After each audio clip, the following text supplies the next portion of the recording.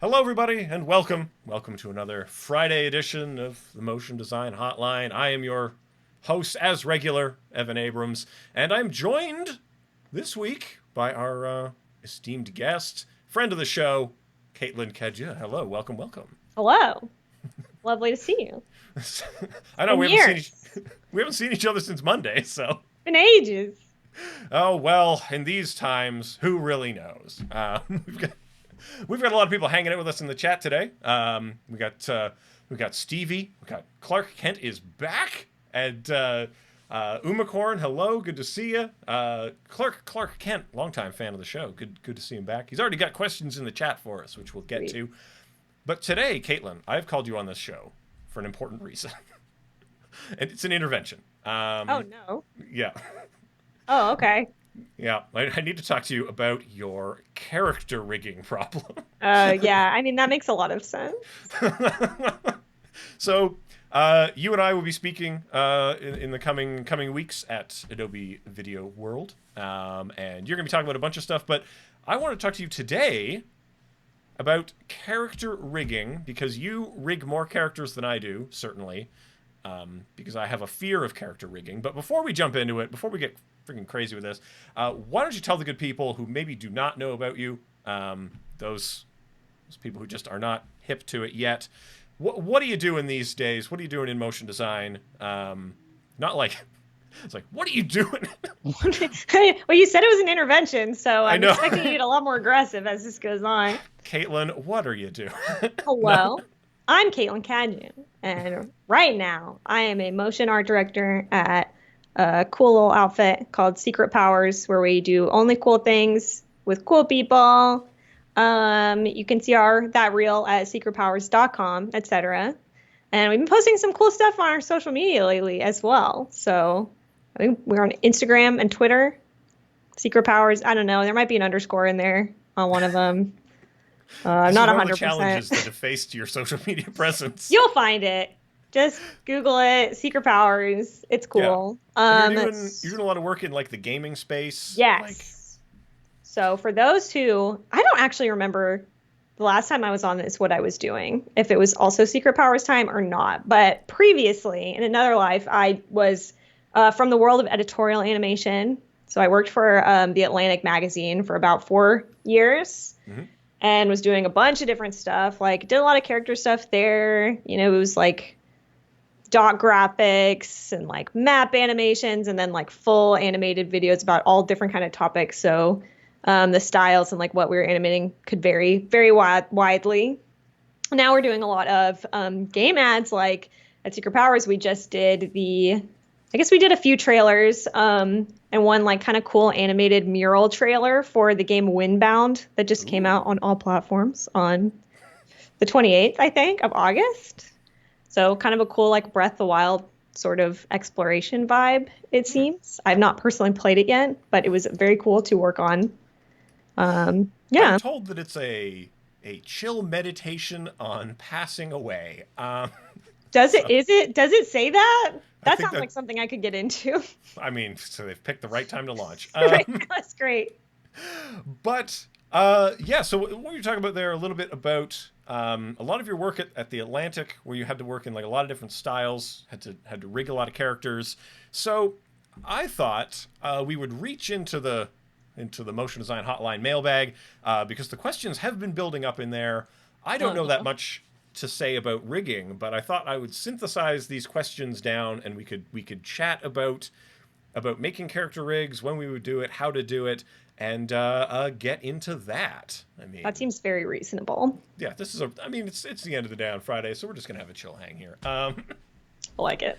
And good people of the chat, if you have any questions, bring them at us because it's a live show, and that's the joy of it. That you can ask us quandaries, and we'll try to help you out. But for those who don't know, Caitlin, maybe I don't know. Tell the good people about like what is rigging. What does that concept even mean in this context? What are we talking about What does here? anything mean, Evan? I'm so glad you asked. Yeah. Character rigging. Well, I will say, first of all, if it hasn't been clarified at this point, this is not 3D character rigging. All of the Mm. stuff that I do lives in the After Effects 2D space. 3D character rigging is very cool and complicated and not in my wheelhouse. So, but if you work primarily in After Effects like me and you want to do character animation, this is what your options are. This is what we've got for you. And rigging technology has come a long way, it seems, in my recent dalliances, even. I feel like the plugins are just getting better and better. So I feel like a lot of people don't even get into character animation at all in the work that they're doing. I mean, it's very easy to be in motion design and not have to do any character animation. There's so many different kinds. But if you are doing it, it's expensive. It's very time consuming. There's a lot that goes into it because you have to like have the rig. A lot of the time that means you're making it, which is a time investment. And then also animating on top of that. And, any push-pull you have of like, I made this character and this part doesn't work and having to kind of troubleshoot that. So it comes with a lot, like there's a lot of reasons to not do it in a way. But in some ways it's the best way to, I mean, characters are also like sought after and valued because they, tell a particular story or you can convey specific meanings with that kind of thing. Like at the Atlantic, we did a lot of videos about like people and, just be like about this person's life or about social issues in which you can't necessarily get away with just doing like shapes and like forms. And I guess you can, but depending on what the project calls for. And also like another good thing about rigging is you can make it easy if you want to. It doesn't always have to be super complex. So you can kind of design for that. Yeah, because one of the questions we had specifically, someone was asking about. It was pretty granular, right? This question was like, I'm trying to animate this person's arm.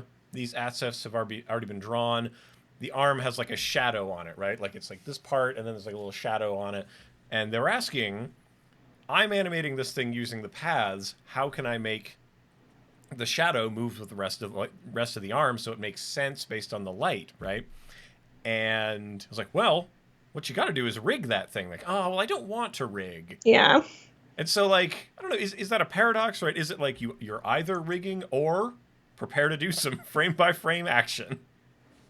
Yeah, that is a lot of the time the trade-off. And what is kind of intimidating about, like, situations like that, there are so many complications or potential complications based on the artwork. And, like, rigs, I feel like, are just so particular. Like you kind of have to finally build them to be, unless they're, very basic and they don't have complexities like shadows or like a texture on top of them. If it's a flat color, you can get away with a lot more.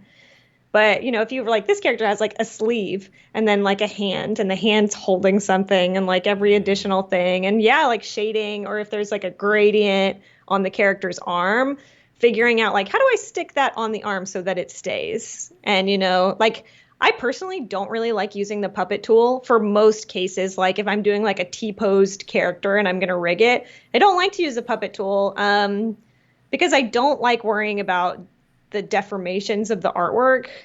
I feel like I don't know, it can be more trouble than it's worth. And like the puppet tool is great for a lot of stuff. And I've been using it more than ever lately, actually at work.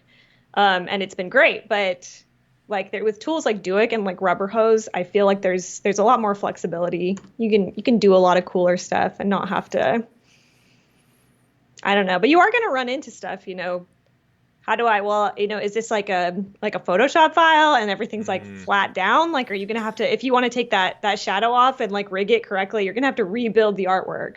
So is that something you can do or you have time to do? Instead of like, is it Illustrator artwork and you can bust out the shadow into like its own shape layer? It all depends. Yeah, I think it was really interesting because the question itself was a little bit illuminating of like where this person's workflow was at. It was like, oh, you're just animating all the points. Ouch. Yes, and honestly, I remember such times for myself as well. We all go through that phase. Right. So I guess maybe we should break down for people sort of. Because you use some words in there. What is T-pose?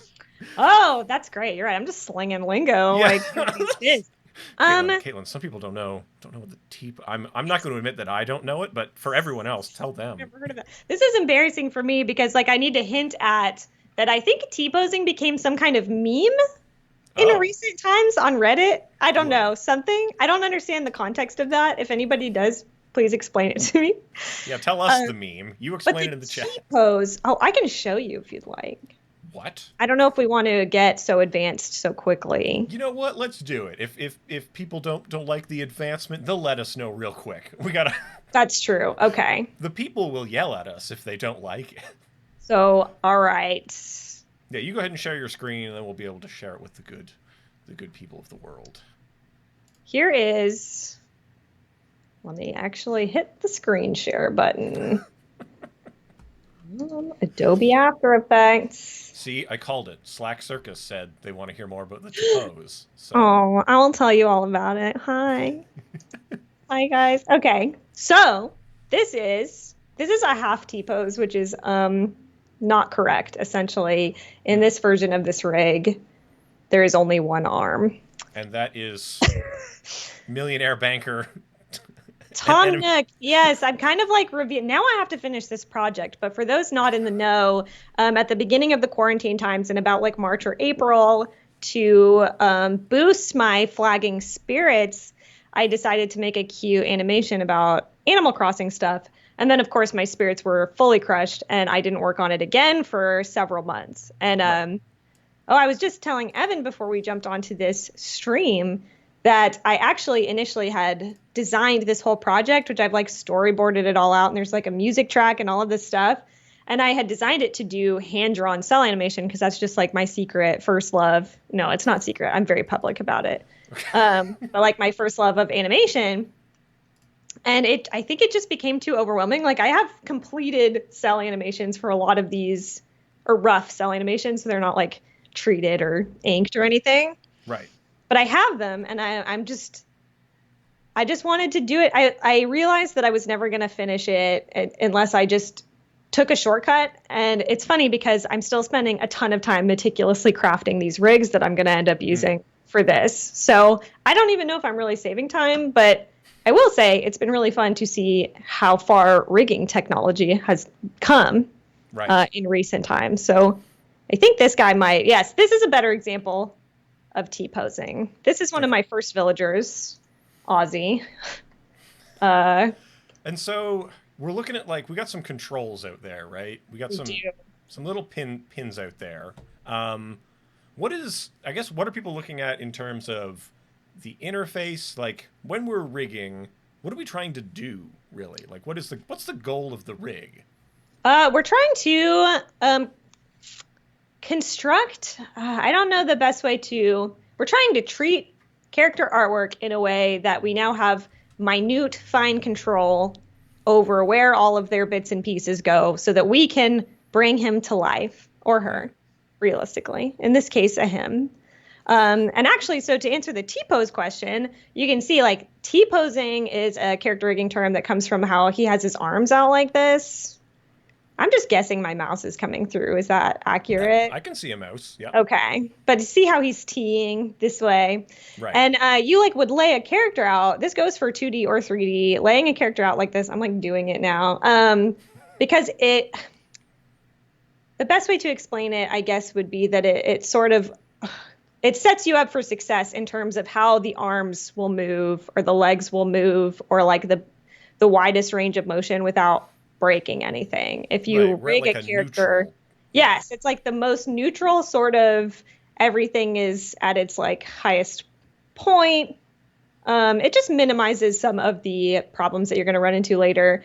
And another thing about character rigging is that you can have issues come up later if you didn't plan well. Like rigging a lot of it is about just advanced planning and figuring out kind of like laying down the track ahead of you one step at a time so that once you actually go on it, everything goes smoothly. And if you don't, there are definitely instances where you'll get 90% of the way there and then it'll break. And you might even have to start over again, which can be discouraging, but I think it can be cool because then presumably you'll know how to avoid that. Right. Yeah, these are, I don't know. It's an interesting conundrum. Let me make sure that I don't have too many audio sources hanging out. And Kyle Hamrick is hanging out in the chat. He says that he sees a mouse and a koala. That's an animal Yes, Kyle. for us all to enjoy. I was hoping you would show up for just this content. Even though Kyle is not on the show anymore, he shows up in spirit to delight us. To haunt the chats. It's perfect. So yeah, these are like, it's an interesting conundrum that I think people get into because sometimes the art that they receive is not in this format, right? Like I have a character. Oh, is it in a nice neutral pose? Nah. Mm-hmm. Okay, good. Then rigging it will now be a nightmare. Thank you. This is so nice. Yeah, I think, and that's like a universal MoGraph problem in a way, is like getting artwork that you then have to go in and like fix so that it can actually be animated correctly. But definitely that a lot part of character animation, it's a specialty. I guess I'll say that. Right. In a way that like I consider myself a generalist, generally. But character animation, if you want to really get good enough at it to kind of use it in a professional context, like you need to have a lot of familiarity, like a lot of just learning how to do it right in a way that you know you'll have time and you know you have everything you need.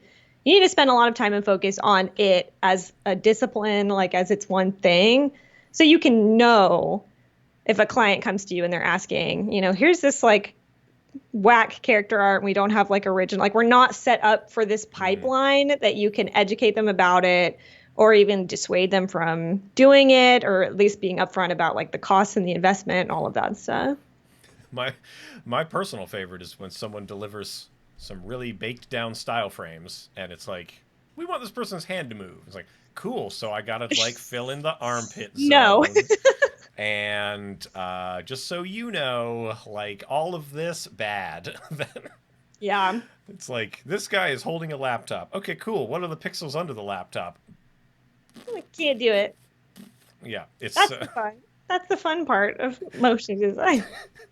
And when we say fun, it's well. So, talk to me, I guess, about, because we were talking a little bit before we jumped on here about your original plan was to kind of do this like traditional straight ahead or pose to pose, like using the ancient technologies, the ancient forms of the traditional animation. Yes, from the 9 old men.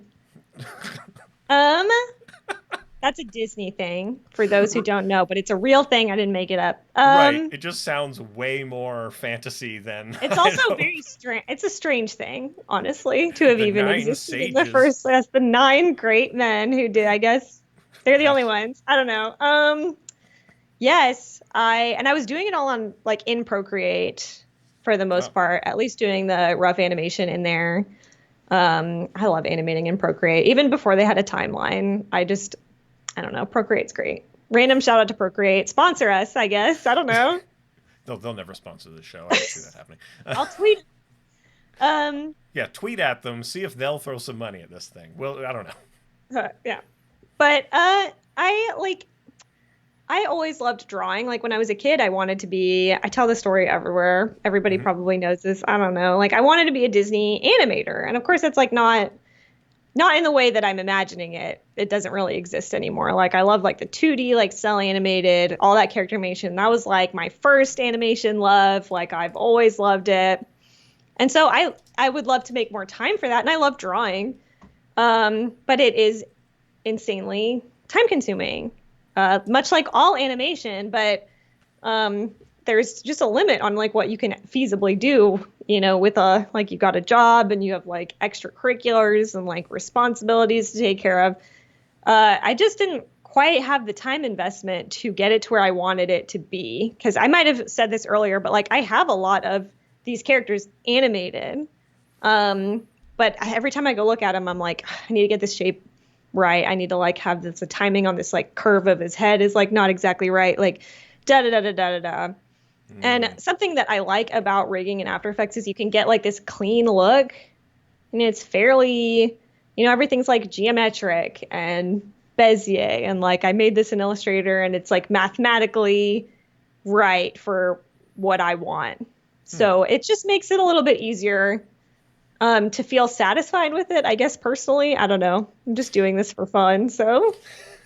Well, it's interesting, like that. I know in traditional animation, a lot of shows kind of come under fire often because they're like, well, the characters aren't hyper fluid and stuff. Like a lot of kids shows do a lot of rigging. Like even if we're talking about After Effects, right? But if you're using Moho, if you're using Harmony's Toon Boom, right? Like there is rigging in there as well, right? Because it is a time-saving reusing method. Right, like BoJack Horseman, the Netflix show. It's like all of that stuff is like character rigs, which you can totally tell from the style. Mm-hmm. But, the reason they go that route is because it saves a lot of time. Or like Tuca and Bernie is a good kind of example because they add cell animated stuff.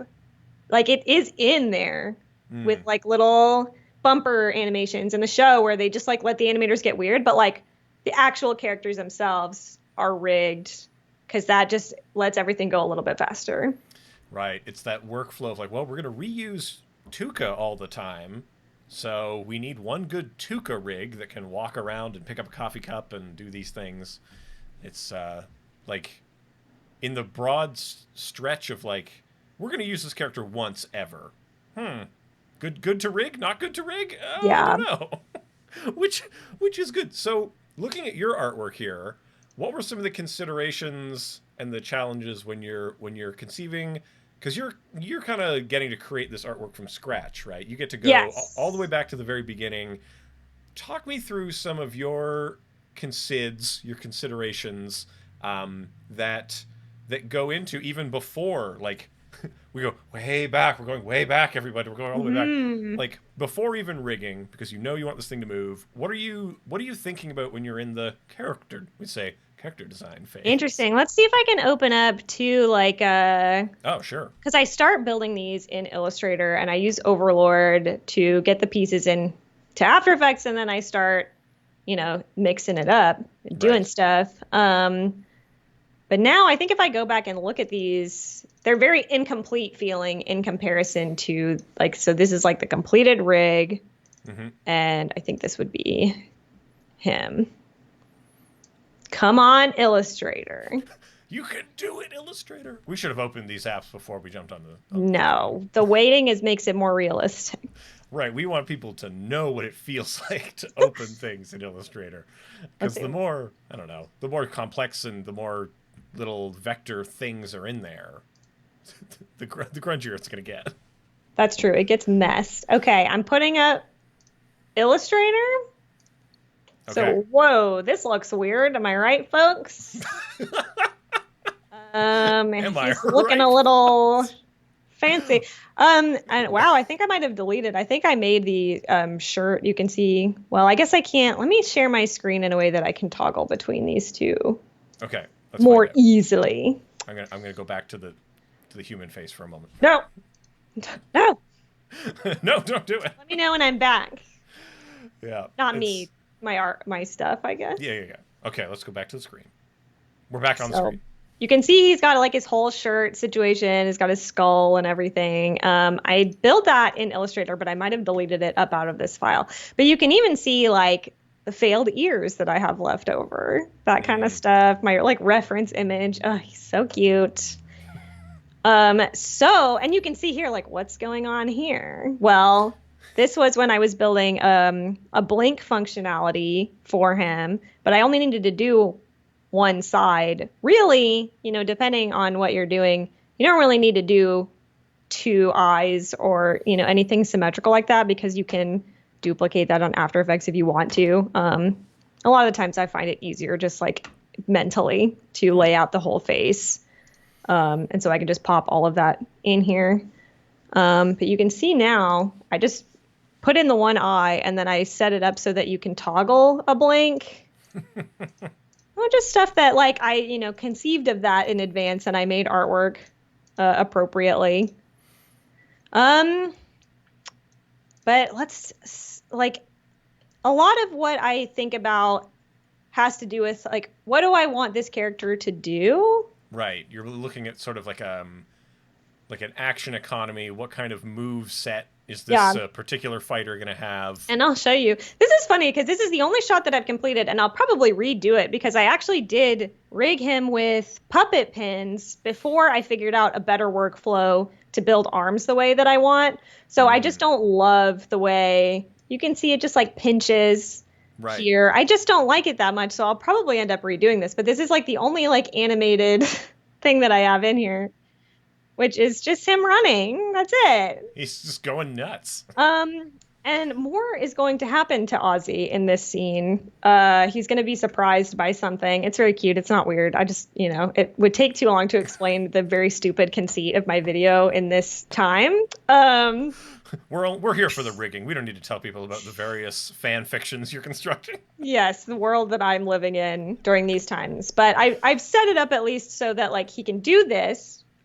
Which again, I think I can do better now with some of my accumulated rigging knowledge. And then at this point, roughly, he would maybe have like kind of a startled, like Looney Tunes, like exclamation point over my head sort of pose. And everything that he is rigged up to do, he can do that.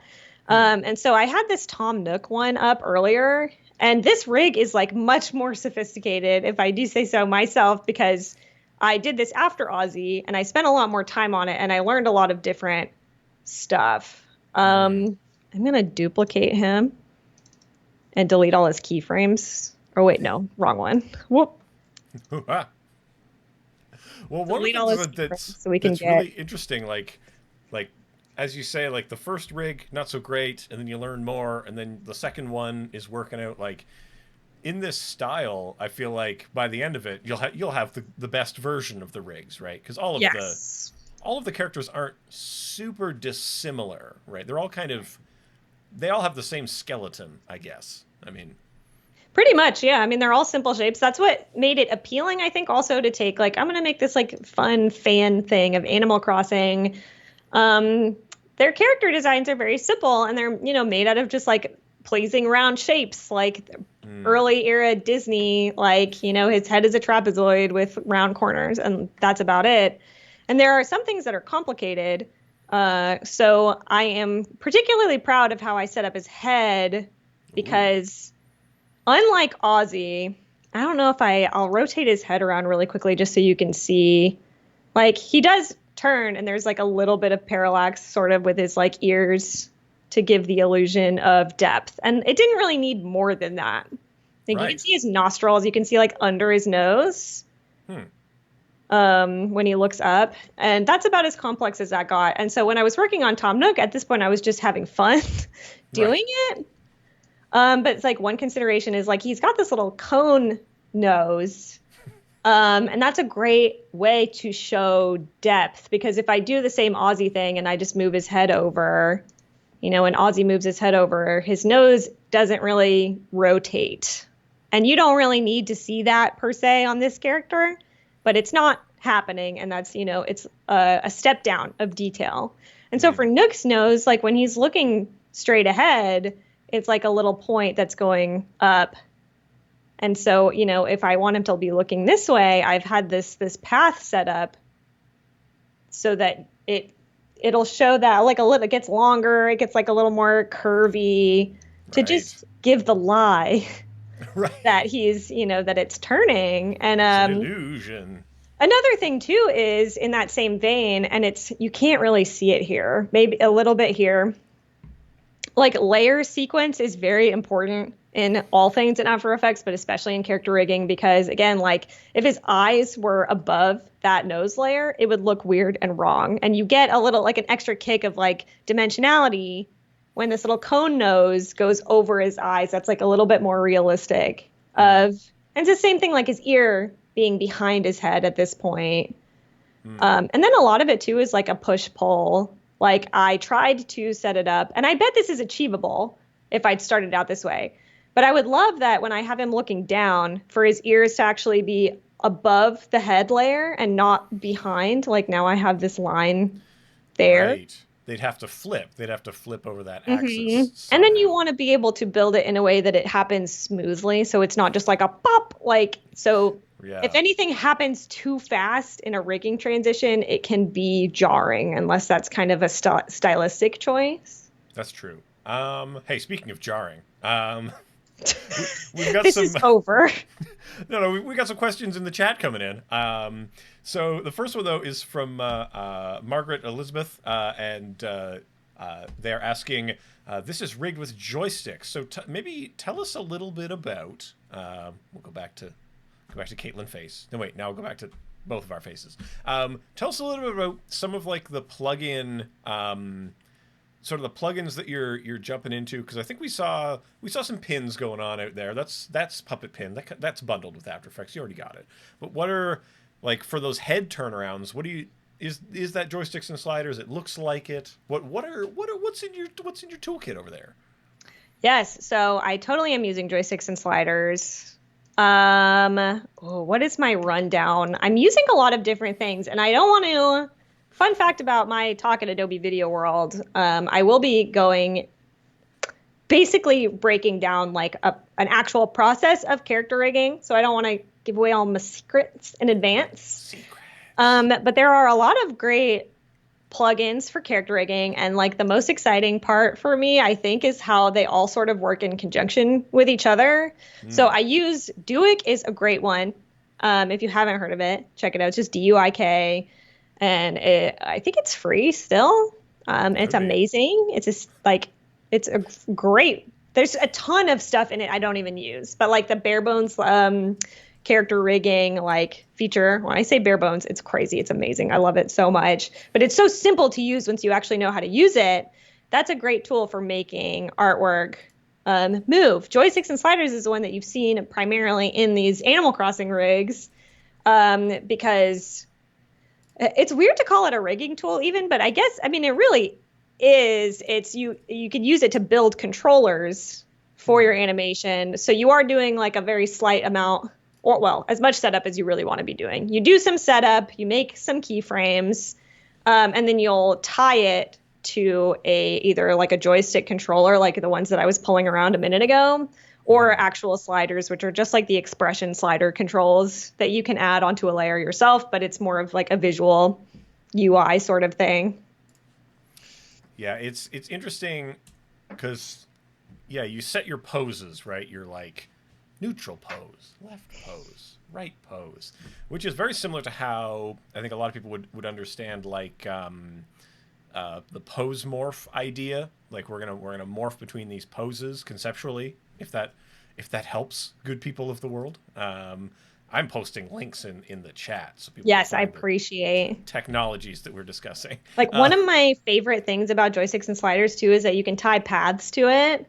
And so you can just like animate a path. That's how I did Tom Nook's like little cone nose, is that I literally have set these individual keyframes where the paths are animated, and then it's like automatically tweening between those very naturally. And when that feature was first implemented, you couldn't see it happening in the project window. You sort of like had to set the keyframes and then like preview it. But if you were just like scrubbing the timeline, it wouldn't show. And at some point, it's been a while since I've sat down and used it. At some point, like that has changed, and now it's the best thing ever. Oh my God. Hi, Mike. I just saw you in the chat. I love it. I'm like screaming about joysticks and sliders.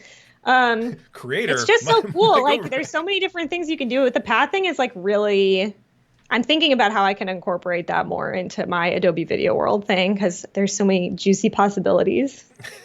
Well, it's interesting because you were talking about the ear problem, right? The flip, right? And I think we run into this a lot, especially if, for example, you wanted to rotate someone's face from totally profile to, or totally profile is this, to totally in the front like this.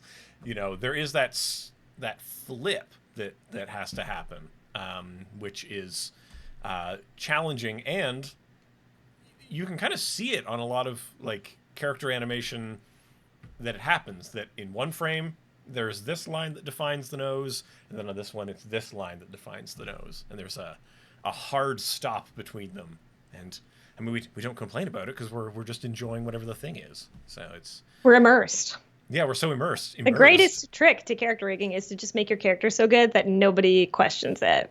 Yeah, and and that's kind of true. Like that is a little bit legit. You ever notice how nobody ever complains about the original Sonic the Hedgehog cartoons? Because they're flawless. That's so good. They're lulled into Jaleel White's voice. And it just transports you away. We had some other interesting questions in the chat, though. There's one from the very, very beginning of the chat. We do reach back for him. Clark Kent was asking. He was saying that he'd like to become a 3D artist, modeling, rigging, illustration, etc., and was asking sort of where that fits into the MoGraph world.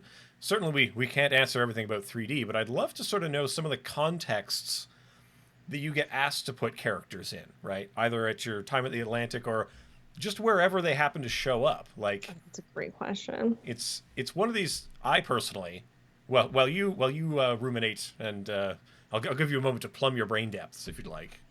I'm doing it. Okay. But for me, I try to dissuade clients from characters as often as possible for several reasons. One, time and budget. Two is the kind of considerations you have to make whenever you're going to represent someone. Anytime you choose positively to represent something, you are choosing to not represent other things. And that is in terms of who is the character? Is it a man? Is it a woman? Do they present as, able-bodied? How much melanin are we putting in their skin, right? Because we're making these choices about how real the person is and how abstract the person is. And there are certain ways we can get out of that trouble by saying, you know what, everybody's purple, which happens a lot.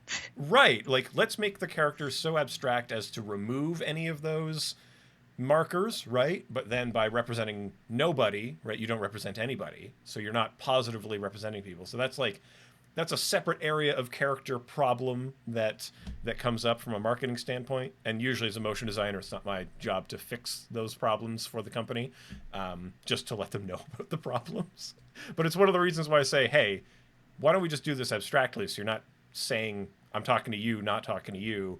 Yeah. And then it's always like trying to communicate the specific limitations of what a character can do that I find frustrating. So these are all the reasons why I would not want to do character animation, but there is a lot of personality, right? Like, there are shops that specialize particularly in making everything character-y, right? Mm-hmm. That we're going to put big appeal. So I don't know, Caitlin, where do you fall on this?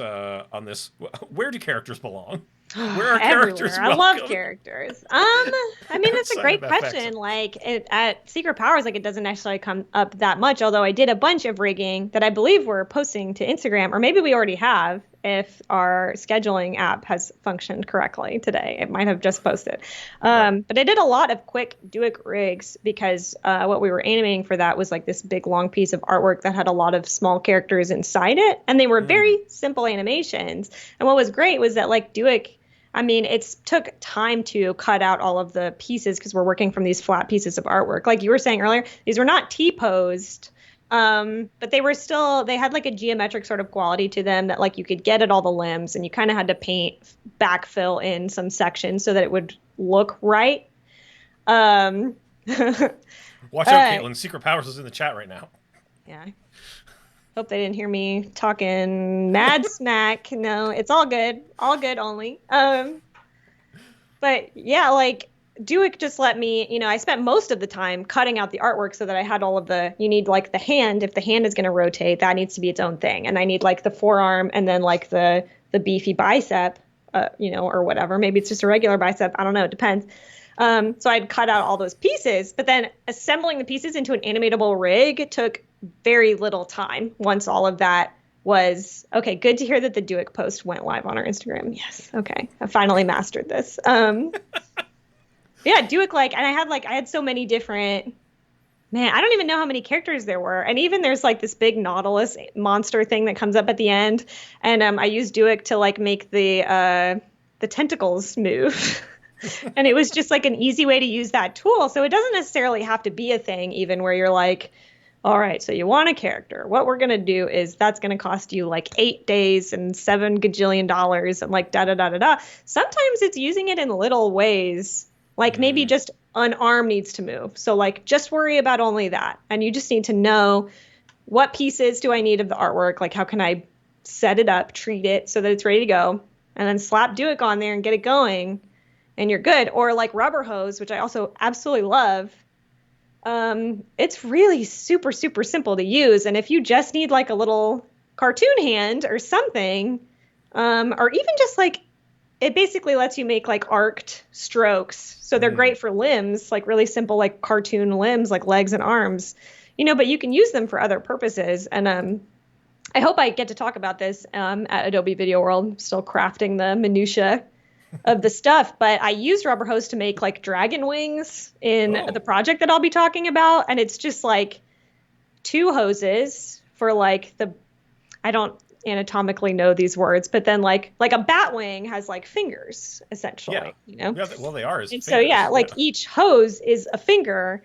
And then I just like frame by frame animated the webbing with shape layers, which was like the most time consuming part of the process. And since these animations are only up for like 5 seconds, it was pretty trivial after the fact to get that going.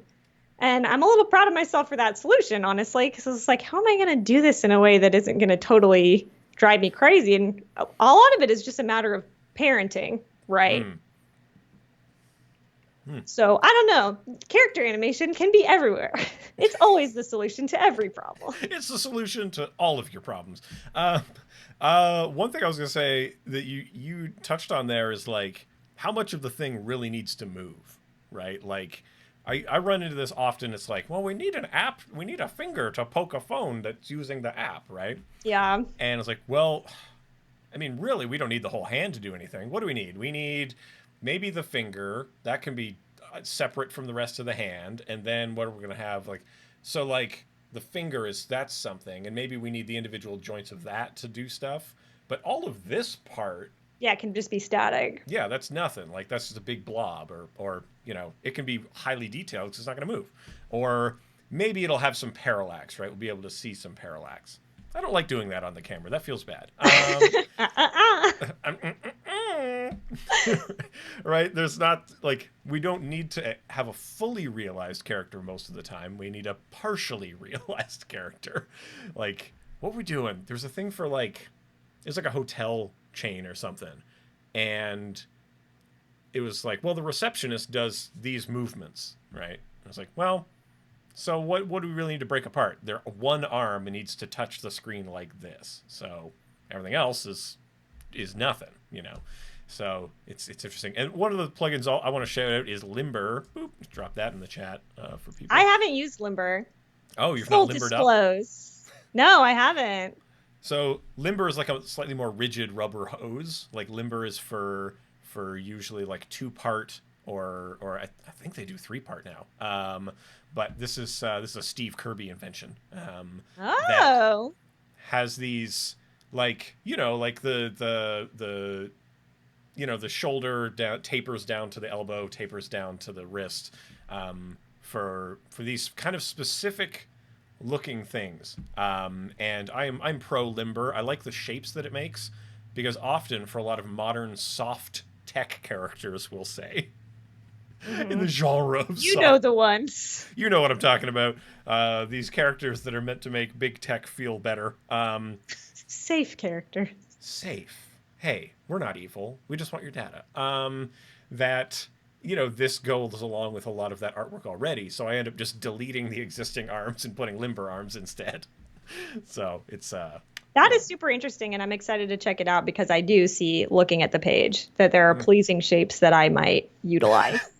I like these shapes. And building arms and stuff can be tricky, especially if you're if I can show you one more.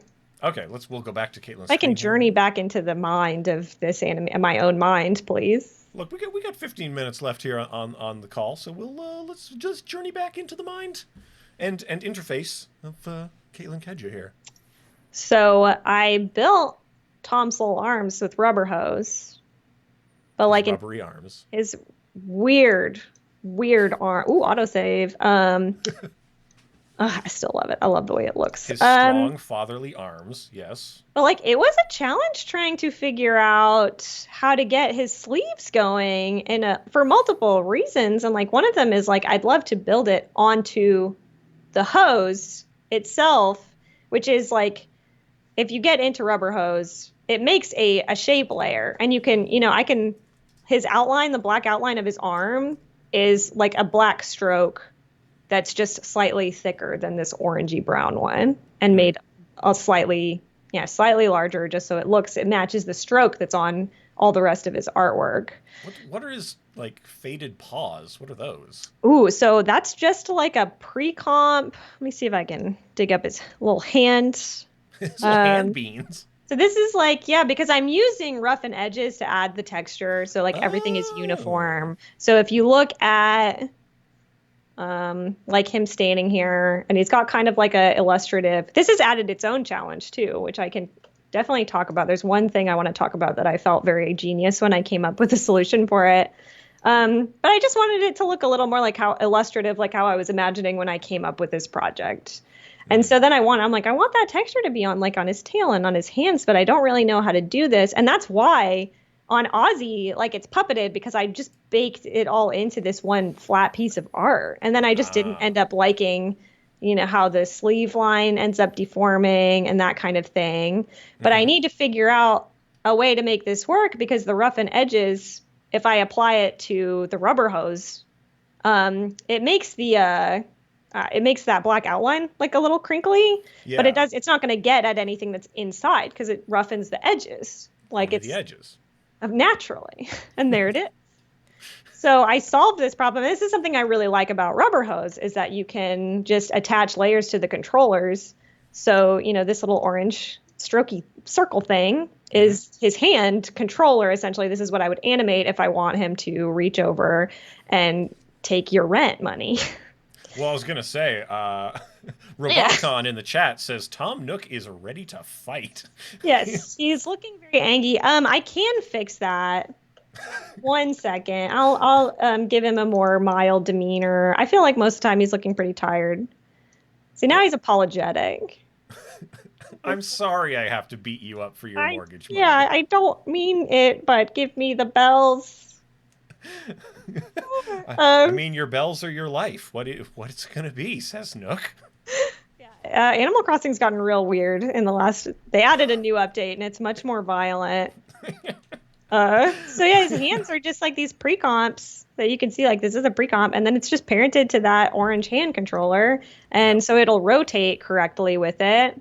And the same thing with his shirt sleeve, which, like, a lot of the secret about rigging is, like, it just takes layers meticulously applied in the right order and in the right place. Because, like, also having the pattern of the shirt be on here correctly, like, that was a challenge. And sometimes, too, there's compromises. Because in rigging, you're definitely going to have to get to know the compromise. But I've added a mat so he has this line on his shirt here, and it's kind of like if he's turned this way to the right, well, screen right, this line will show up to kind of show like that arm is behind me, my rotund form, and vice versa. If he goes over here, there it is now. And ideally, I'm using like a round cap on all the strokes on this. I have not figured out how to do that, because that's just like a stroke that's animating, that's like masking out the shirt stroke. So to me, it's like the best of both worlds, because you're not going to really get close enough to really ever think about that as the viewer, hopefully. Now you are, I guess, since I've taken you there. Right. Well, that's a really interesting point, that like how the design actually reads depends on how close we're ever going to get to Nook. Yeah, it's another trick just with any animation, but like also rigging is to consider, if he's only going to be in the frame at this size, there are certain things that you just don't need to worry about. Like, there's certain amounts of detail that you can not flesh out, whereas like if he needed to animate in from like huge, like, this is a problem, because you can definitely see that he's pixelated. So that's something that I should have thought about essentially before I rigged it. Ask me how I know. And yeah, like, so you want to, collapse classifications, try to get it good. It's not good. It doesn't work. So don't do that. Caitlin, that was horrifying. It's not great. Tom Nook deconstructed. This is a very postmodern abstract Tom Nook, perhaps. Oh boy. Okay, so let me just have a look at the chat. I know we're hanging out for another 10 minutes or so, folks. And so if you've got any questions, any quandaries, give them to us. We want your quandaries. But while we're thinking about stuff, I just want to remind everybody that Caitlin will be speaking at Adobe Video World. So if you want more of this in your life, you should check that out. This is where I'm going to share my screen. Oh boy, it's getting crazy. So Adobe Video World, if you're not aware, you can go to adobevideoworld.com. I mean, Kyle Hamrick's going to be there. Exciting world of video. Adobe Video. So, I mean, there's so many great people hanging out there. Our buddy Kyle, he's on the list here. Where's Kyle at? There he is down there. Oh, Dorka, she was on the show here as well. So, if you're familiar. Oh, Mayor Bain is going to be there as well. So many great people. Caitlin, there's you on the list. You're Hello. down here right next to Paul Murphy. Jake It's Bartlett's in the house. Oren Zucker's there. Like so many great people are going to be speaking at this particular conference for several days. So just to let you know, heaps of things going on. Lots of keynote speakers. Lots of both inspirational and technical things going on there. How to say it's one of these conferences that you can also become certified at. So if you are kind of at that level in your career where you would like to be a certified professional, I think I should get certified someday. I wouldn't mind. That would be cool. You know what? Let's do it. Let's finally get certified in our lives. Let's just get weird and get certified. Yeah. Well, it's interesting. Like, I don't know. I think you and I maybe have the same kind of strange career trajectory, right? Where like the work trumps the resume in a lot of ways. So like, where's your fancy qualifications? It's this. I'm like, I made it. I made this for you. Okay, pay me. Yeah. But I know. Kurskasakt is one of the keynotes. Yeah. The keynote on day 6, Thursday, September 17th. Shut up. I'm so mad this isn't in person this year. Although maybe they wouldn't be. Okay, that's really exciting though. I like the idea that they would hang out with us. That's pretty nice. I bet they would. They seem cool. I would be like, at the Atlantic, we always wanted to be you. They were such a personal crush of mine, though. Honestly, that's really like a self-own. Anyway, right. Well, that's why I'm excited about that. So their work, right? They put out. If people are not familiar with this thing that we're talking about, how do you pronounce it, Caitlin? Oh well, I'm not 100% sure, but Kurskasakt is how an American, pronounce it. Kurskasakt.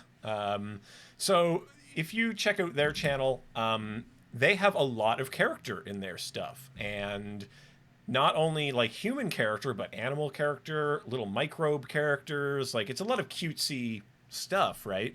That they're putting out content at an incredible scale, at a pace that is wild, and a length of content that is unfathomable. So there's a lot of things that like cannot be done without rigging. So when you're thinking these lengthy kind of projects that require things, then that's where rigging comes in. But I don't know what any other things to tell people here who maybe have feeling trepidatious about rigging. Any hope to shine on these people? I would say, like, it's very intimidating. So it's easy to lead with the, like, it's really hard. And, like, there's usually not enough time and budget in a client project. And that's not always true. And, like, I think it's a matter of not being afraid to look at it and experiment with it if it's something that you're interested in. Because for me personally, honestly, I just have always liked character animation the best out of all kind. I mean, I love animation, all of it. Right. But character animation was always like my number one thing.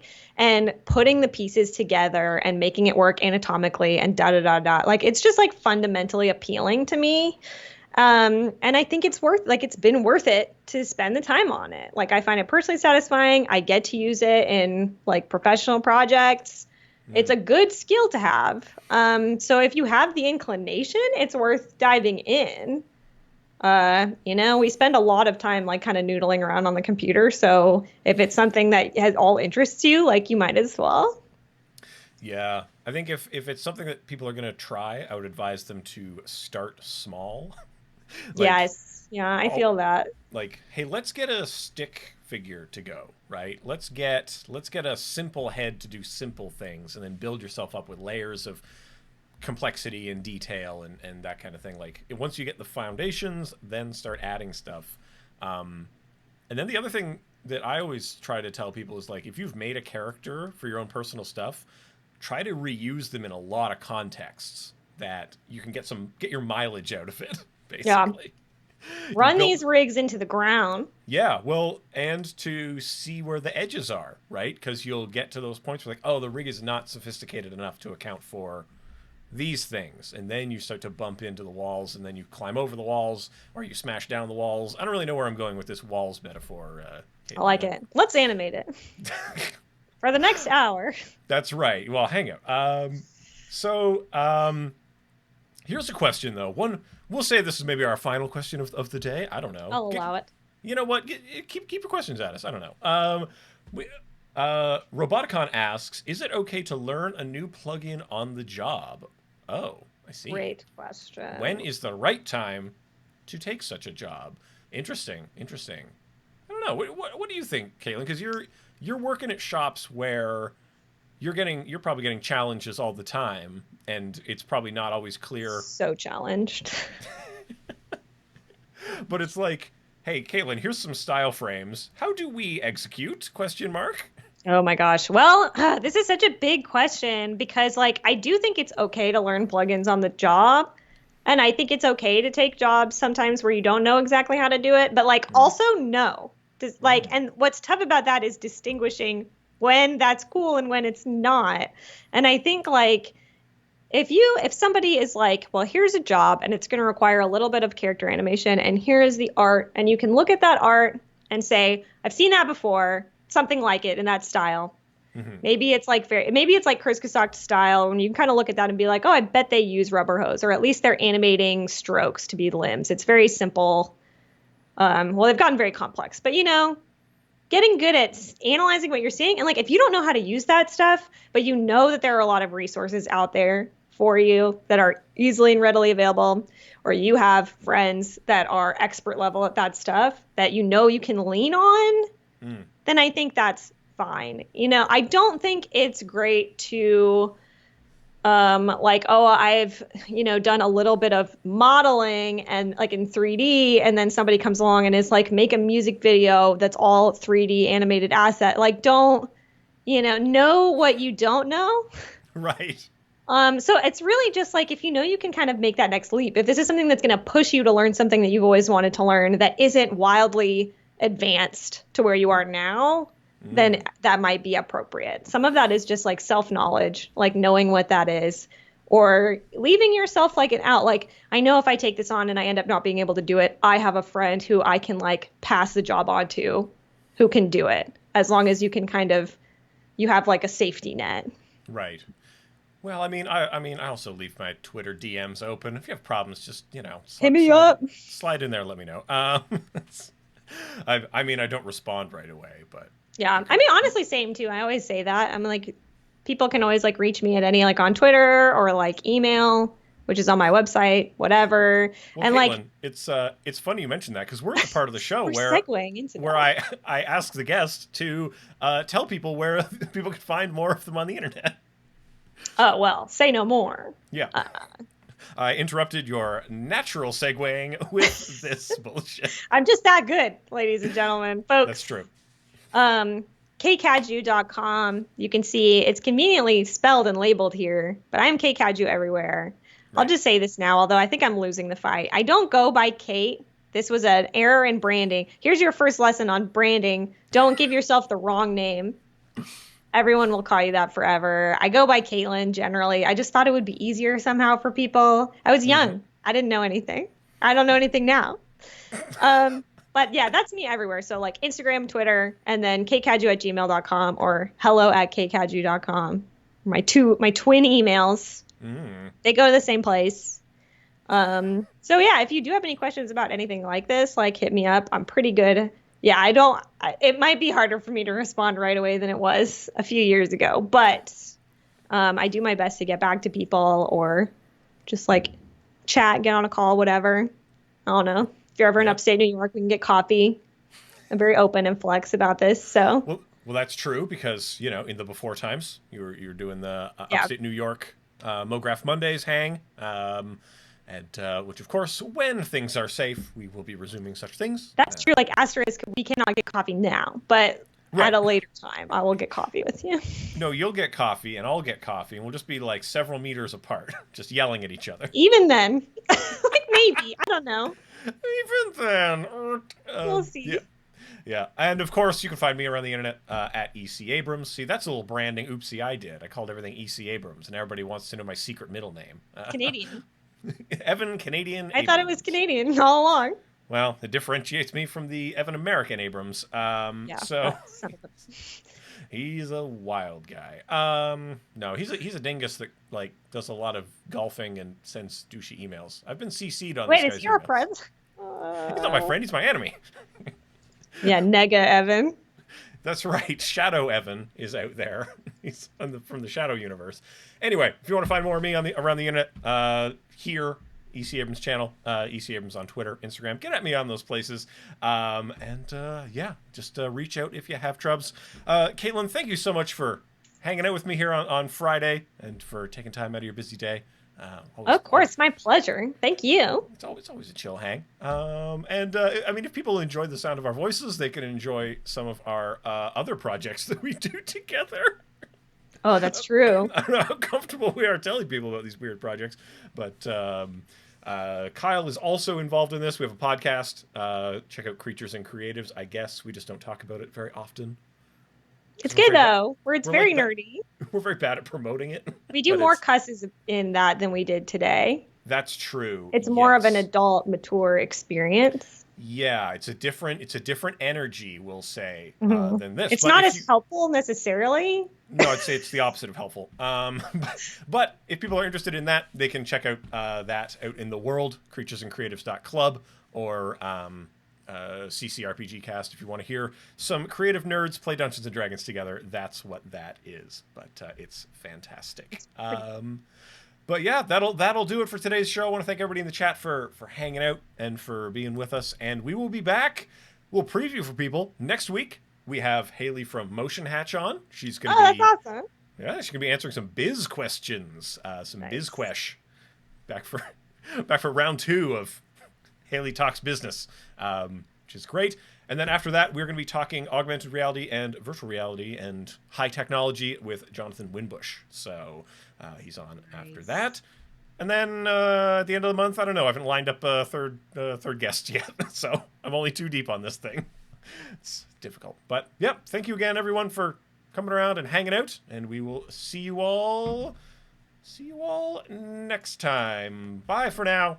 Bye. And I don't have a sign off for this show. I guess that's it. Call me, maybe. The Motion Design Hotline. Hey, Carly, sponsor us. Oh, Carly Ray. Do you think she would? I don't think Oh so. my God. Can you imagine? Ugh, no.